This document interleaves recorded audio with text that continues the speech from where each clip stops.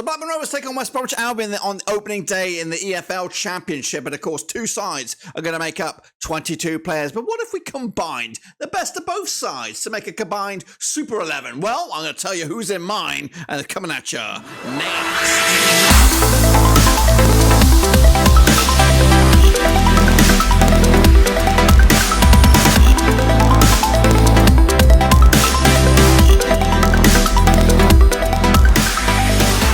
That's right, folks, Bram's Game, another video today. We're taking a look at, of course, the Rovers. That's right, bloody BLACKBURN Rovers taking on West Bromwich Albion at Ewood Park this coming Saturday.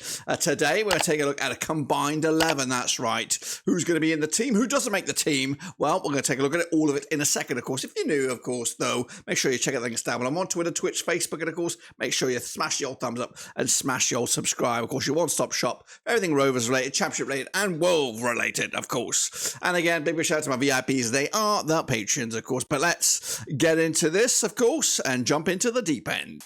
Alrighty then, boys and girls, here we are in the old Vortex, that's right, looking at a 4-3-3 formation here, of course. I believe it's 6-5-2-1 team, and it's not going to be who you think, that's right. As a sudden last-minute transfer bit of business has thrown this starting 11 in the trash, that's right, because our goalkeeper is off, and of course they would have kicked us off with an absolute fat flyer, but no. Here is my combined 11 for Rovers up against West Brom. So we start between the sticks, and now there's only really one name on the team sheet. It's not an argument, it's not debate. It's, of course, Alex Palmer. Of course, good goalkeeper, current number one for West Brom, and currently comfortably number one. In fact, just got off the phone with a West Brom fan.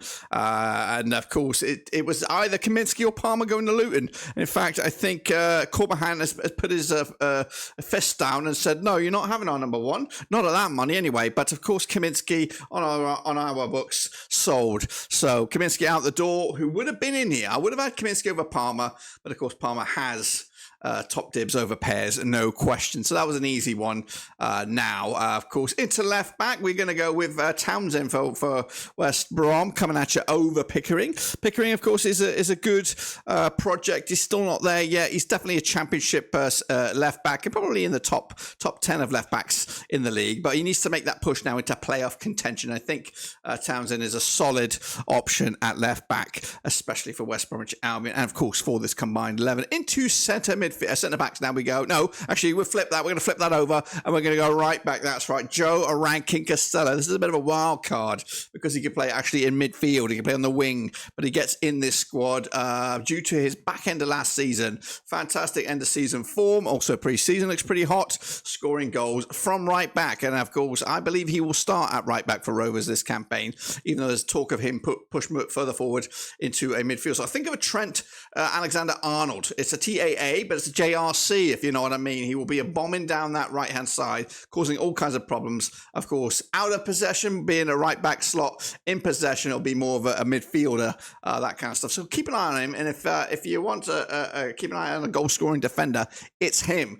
Into the centre-back roles we go now, and of course, we've got Dom Hyam. I expect him to be named captain this season of Rovers, and of course, we'll find out probably on Saturday if that's to be confirmed. If he's not, then it might be a waiting game, but I still think he will be captaining the Blue and White Halves at the end of the season. But he's solid, definitely the best defender on our books. And of course, we hope to reap the benefits of him this year. I think this will be his standout year. He's been phenomenal so far, but I think he's going to up the ante this campaign. Alongside him is Sami Ajayi. I think he is a decent, strong centre back. Can be a handful at set pieces. But Hayden Carter, I know he's a project and he's phenomenal and he's going to be worth a packet. But I think at the moment we have to go with Sami Ajayi. Gets in this combined 11 over Carter for the time being. But anyway, let's move forward into midfield, and we got Yüksel, of course, Turkish midfielder, good set of footballing brain on his shoulders. A good defensive mindset as well. He is a key figurehead for this West Bromwich Albion, especially in that transition from defense to attack. And again, I think he will be one of the first names on the sheet when fit and raring to go, and also one of the first names on the sheet in this team if he was to be, if this was to be to come true here. Alongside him, of course, it's the midfield maestro, of course, the future England international right here, Adam Wharton. Of course, I say that, and I know you're staring at that 59 rating here, but he is quality, and of course, he will hopefully get the tails wagging and get the jaws a dropping and get people talking once again, and maybe even cause some Rovers headaches by grabbing too much attention before the transfer window slams shuts. This kid is worth a buttload of money, and he could probably going to be our next major sellable asset. Hopefully we can sell him for good money and not peanuts. Hence Phillips, hence Kaminsky, hence Diaz, and all the other assets that have gone out the door in recent times. But he gets in the squad alongside Swifty. Now Swifty, of course, playing in a bit of a weird role here. I'm not too sure where he would fit really in a West Brom side, but he's got to be in there. He's a major goal threat, whether it's scoring goals, creating them. Got a deadly set piece in him.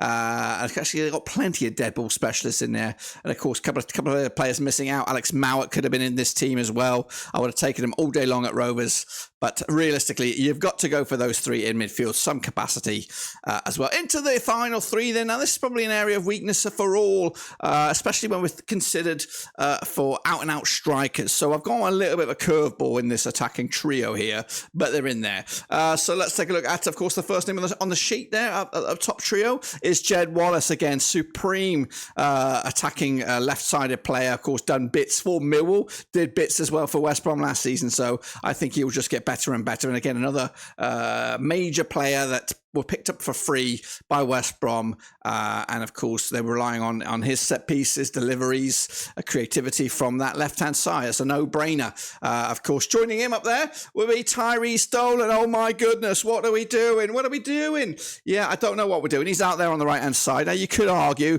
of course, Josh Major's just come in. He could come on the right-hand side, but I'm going with Tyrese on this one on the right-hand side. I don't know how many he'll feature in these combined 11s throughout the season, but I think he gets the nod for me on this edition here. But there's only one player left. Who could it be? Would it be Sammy Smodic? Will it be Asante? Or will there be some other mystery man under here? I can't remember. It's actually Sammy Smodic. Get in there. Get in my veins. What have we got? 1, 2, 3, 4, 5 Rovers players. We've got 6 baggies in there, but Sammy Smodic comes in there. Yeah, he might not be a striker, but of course he can score goals in that supporting role behind a striker. But he has played in this sort of a 4-3-3 for Rovers, and I anticipate he will do just that this coming match against West Brom. So I think he will play in a similar role to this in this formation that we are using for this combined 11. But that is my combined 11. It's a realistic shout as well. You could argue some other players should oust the others, but that's where you come in. That's where you guys come in. Drop some comments in down below if you agree or disagree. Who shouldn't be in this 11? Who should be in the 11?